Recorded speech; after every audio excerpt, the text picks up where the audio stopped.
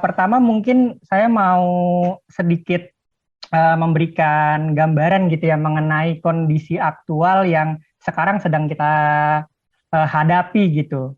Gambar-gambar yang ditampilkan di sini mungkin adalah gambar-gambar yang sekarang familiar gitu dengan kita. Misal dua gambar di atas menggambarkan kondisi banjir rob gitu, lalu di bawah ada gambar mengenai kekeringan, lalu juga ada berita mengenai gagal panen, lalu juga penyakit menular yang sekarang beritanya semakin sering, semakin familiar gitu di telinga kita.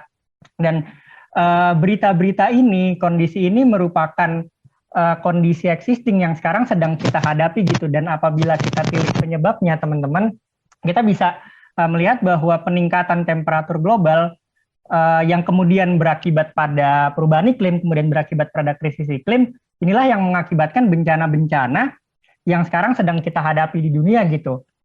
Ini data yang diambil dari NASA menunjukkan bahwa pada tahun 2021 peningkatan temperatur global itu telah mencapai 0,82 derajat Celcius. Dengan peningkatan tertinggi pernah terjadi di tahun 2016 dan 2020 dengan peningkatan sebesar 1,02 derajat Celcius gitu.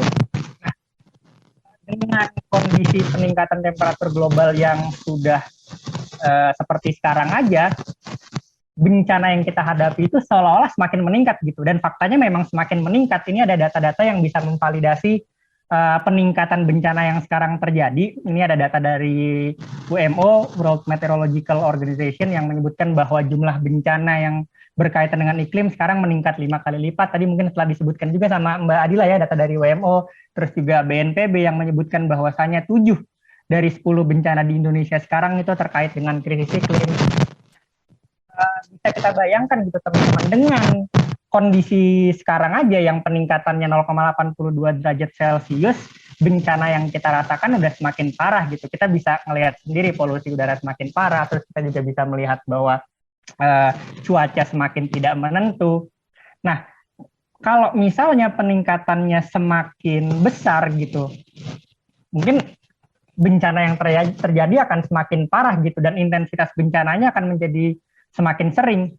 Padahal teman-teman, dalam perjanjian Paris, negara-negara di dunia udah berkomitmen untuk membatasi kenaikan temperatur permukaan global itu di bawah 2 derajat Celcius, atau lebih ambisius lagi di bawah 1,5 derajat Celcius.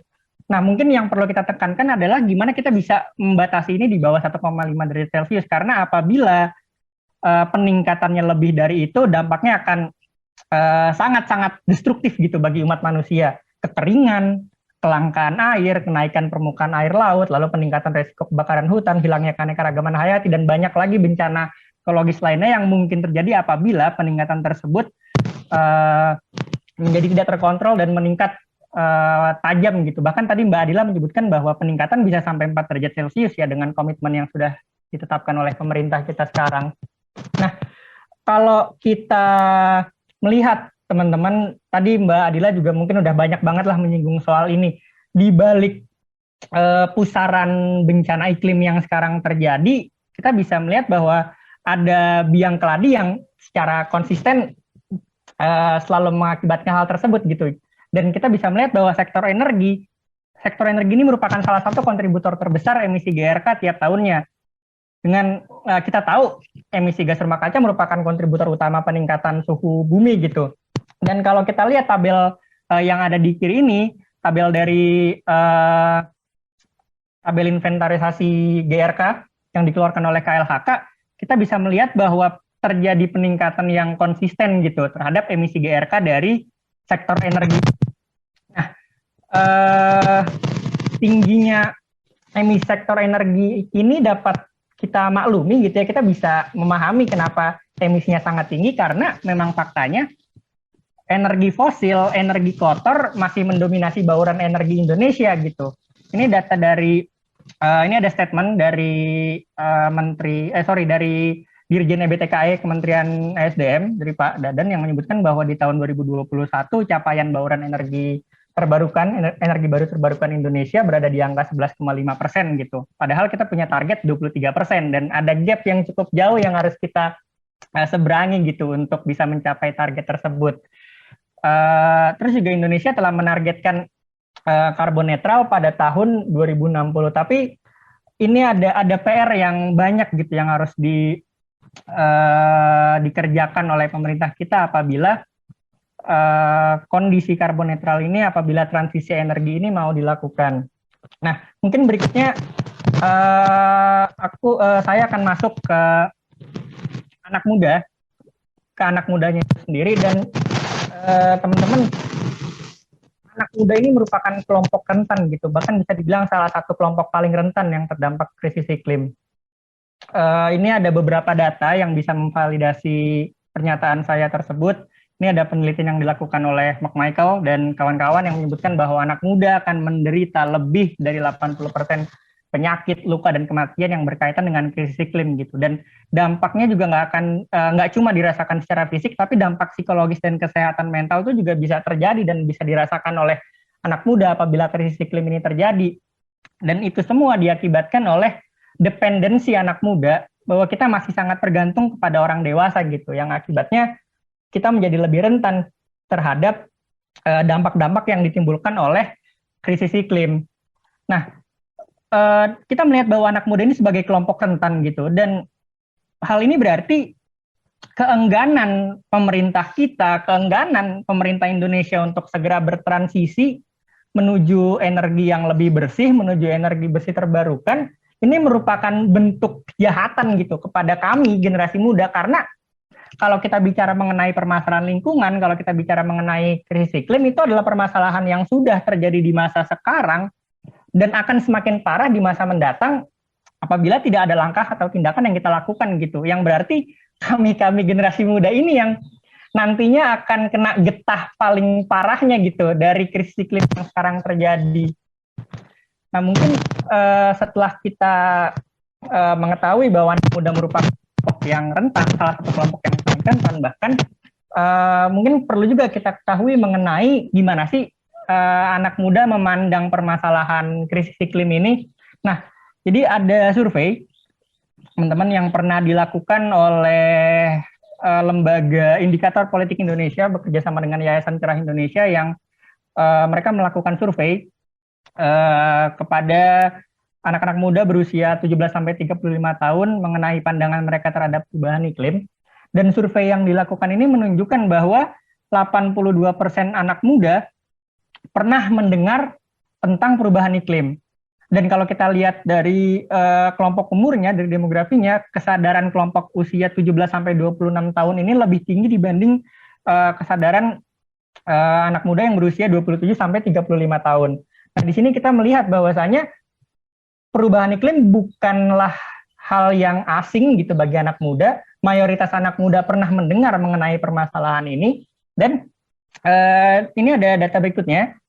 Dari survei yang sama menunjukkan bahwa isu lingkungan seperti degradasi lingkungan, polusi, dan perubahan iklim ini menjadi isu yang dipedulikan gitu oleh anak muda. Jadi memang kepedulian anak muda terhadap isu-isu lingkungan, khususnya perubahan iklim atau krisis iklim ini sudah terbangun. Jadi anak muda bukan kita apatis, bukan kita tidak peduli terhadap permasalahan ini, tapi kita sudah peduli gitu terhadap permasalahan ini. Nah, berikutnya survei yang sama menunjukkan bahwa 6 dari 10 anak muda memahami bahwa perubahan iklim terjadi sebagai akibat dari aktivitas manusia dan perlu ada tindakan gitu yang kita lakukan untuk menanggulangi permasalahan ini. Jadi kita yang generasi muda ini sadar bahwa aktivitas manusia dengan didorong oleh pandangan kita yang antroposentris gitu, kita menganggap bahwa manusia berada di atas segalanya gitu. Manusia adalah pusat alam semesta sehingga apapun bisa kita eksploitasi semau kita. Nah, hal-hal ini, pandangan ini yang kemudian mengakibatkan kerusakan lingkungan, mengakibatkan perubahan iklim, dan kita anak muda sudah tahu mengenai hal tersebut gitu. Nah, yang menjadi permasalahan adalah kita peduli, kita tahu bahwasanya perubahan iklim ini perlu ditangani sesegera mungkin. Tapi yang menjadi permasalahan adalah anak muda masih sering dikesampingkan gitu dalam hal-hal yang lebih besar gitu dalam perumusan kebijakan misalnya, sehingga kebijakan-kebijakan yang dikeluarkan orientasinya mungkin sebagian besar hanya berorientasi ke jangka pendek tanpa memikirkan apa yang akan terjadi di jangka panjang. Nah, anak muda hanya dipandang sebagai objek gitu dalam melihat permasalahan krisis iklim. Oh, oke. anak muda merupakan kelompok rentan, tapi kita sebagai kelompok rentan tidak dilibatkan gitu. Padahal harusnya kan ada pelibatan dari kita yang merupakan kelompok rentan ini supaya ada insight-insight, masukan-masukan, input yang bisa kita berikan kepada kebijakan. Yang mungkin lebih parahnya lagi, anak muda mungkin diajak gitu ya. Ada partisipasi anak muda, tapi partisipasinya bersifat dekoratif doang gitu. Kita nggak dilibatkan dalam sesuatu yang bermakna, dalam sesuatu yang berarti gitu. Mungkin kita hanya dijadikan etalase politik gitu, seolah-olah biar wah ini kelihatan nih ada peran serta anak muda. Padahal anak muda nggak sepenuhnya dilibatkan dalam hal-hal yang krusial gitu, dalam hal-hal yang strategis. Nah itu dia yang perlu diubah. Kita sebagai pihak yang paling terdampak krisis iklim, saatnya kita lebih dilibatkan gitu. Libatkan generasi muda menjadi aktor dalam perumusan kebijakan. Itu yang harapannya ke depan bisa lebih dilakukan gitu. Nah, berhubung sekarang momennya adalah momen kemerdekaan, teman-teman sekalian, maka mari kita jadikan momentum ini untuk merdeka seutuhnya gitu. Dan salah satu bentuk kemerdekaan seutuhnya adalah apabila kita bisa merdeka dari energi fosil, apabila kita bisa merdeka dari energi kotor, yang kalau dibiarkan terus seperti sekarang, kondisinya kita pertahankan status quo yang masih sangat tergantung kepada energi fosil ini, ya kita akan terus mencekik gitu, dan ujung-ujungnya masa depan kita semua, saya masa depan dari generasi muda yang mungkin masih akan hidup 60-70 tahun dari sekarang, ya akan terenggut gitu. Nah, makanya mungkin ini adalah bentuk pemaknaan kemerdekaan yang bisa kita lakukan, nggak cuma dilakukan oleh anak muda, tapi bisa kita lakukan bareng-bareng gitu, seluruh orang, seluruh pihak yang terlibat. Mungkin kita bisa mulai dari hal-hal kecil dulu, dari membangun kebiasaan yang berorientasi pada pengurangan emisi, misal dengan membiasakan diri menggunakan transportasi publik, lalu juga dengan menghemat pemakaian listrik, kita lakukan konservasi energi gitu, yang dimulai dari diri kita. Lalu juga setelah langkah awal ini kita lakukan, kita bisa melakukan hal yang lebih besar lagi gitu, dengan mengajak kita tingkatkan kesadaran orang-orang di sekitar kita edukasi mereka, kita ajak untuk yuk sama-sama kita kurangi emisi yang kita hasilkan, karena pengurangan yang signifikan mensyaratkan kolektivitas. Kalau misalnya dilakukan sendiri-sendiri, dilakukan oleh segelintir orang, mungkin nggak akan ada dampaknya. Tapi saat itu dilakukan oleh banyak orang, emisi yang dikurangi bisa signifikan gitu. Dan langkah berikutnya, apabila kita sudah memulai dari diri kita sendiri, apabila kita sudah mulai mengajak orang-orang di sekitar kita untuk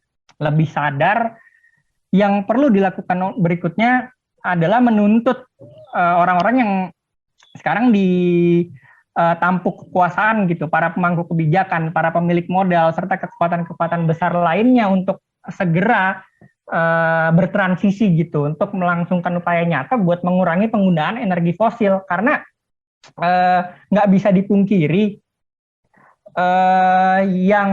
yang sekarang berkuasa gitu, yang sekarang punya power untuk merumuskan kebijakan adalah generasi tua gitu, dan perlu kerjasama gitu antara kita yang generasi muda dengan generasi tua gitu, untuk sama-sama kita bertransisi gitu ke energi yang lebih bersih dan energi yang lebih terbarukan.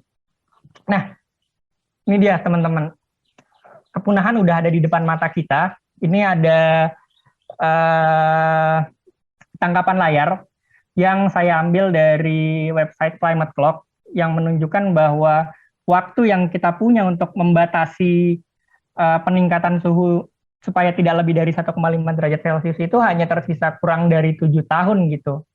Jadi waktu kita singkat, hanya kita perlu bergerak dengan lebih cepat gitu, supaya langkah-langkah untuk membatasi peningkatan suhu global ini bisa terlaksana semuanya gitu. Nah, mungkin ini di akhir, ini slide terakhir saya, teman.